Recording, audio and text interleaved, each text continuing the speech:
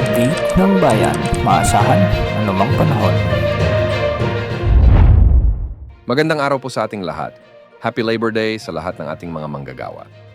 Narito ang latest update sa lagay ng ating panahon ngayong araw ng Huwebes, Mayo 1, 2025 at sa magiging lagay ng panahon sa susunod na mga araw. Sa kasalukuyan ay wala na tayong binabantayang low pressure area sa loob at labas ng ating area of responsibility. Ngunit nakakaapekto naman ang Intertropical Convergence Zone at easterlies sa ating bansa. Dahil sa umiiral na Intertropical Convergence Zone, makararanas ng maulap at may kalat-kalat na pag-ulan na may kasamang thunderstorms ang malaking bahagi ng Mindanao at Palawan. At dahil dito, pinag-iingat natin ang lahat sa banta ng mga flash floods at landslides, lalo na kung may mga katamtaman hanggang sa malalakas na pagbuhos ng ulan. Samantala, dahil naman sa umiiral na easterlies, ay makararanas din ng maulap at may kalat-kalat na pag-ulan na may kasamang thunderstorms ang Eastern Samar. Posible din ang mga flash floods or landslides, lalo na kung may mga katamtaman, hanggang sa kung minsan ay malalakas na pagbuhos ng ulan. Makararanas naman ng maalinsangan o mainit na panahon ang mga lugar sa Luzon, kasama na ang Metro Manila at nalabing bahagi ng Visayas. Hindi rin naman inaalis ang banta ng mga biglaang pagbaha o pagguho ng lupa, lalo na pagsapit ng hapon at gabi, ay posible ang pag-iral ng mga severe thunderstorms o matitinding pag-ulan na may mga pagkidlat at pagkulog. Ilan sa mga lugar na posibleng makaranas ng malalakas na pag-ulan dulot ng mga thunderstorms, lalo na sa hapon at gabi, ang Ilocos Region, Cordillera Administrative Region, ilang bahagi ng Central Luzon at Metro Manila. Posible rin ang mga thunderstorms sa Bohol, Cebu, at ilang bahagi ng Western Visayas at Negros Island Region, lalo na sa hapon at gabi.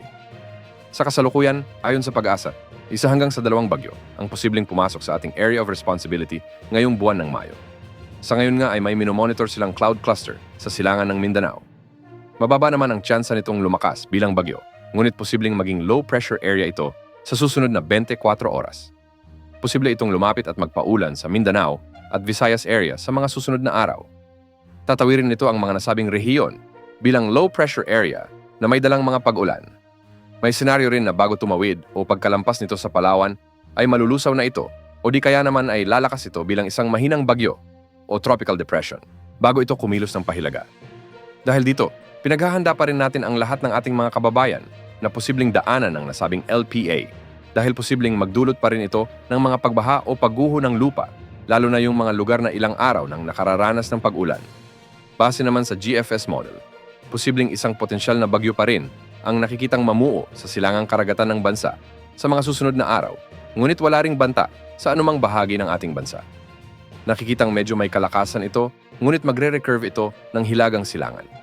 Kung sakaling maging bagyo nga ito, tatawagin itong bagyong Auring, ang unang bagyo sa Pilipinas ngayong taon.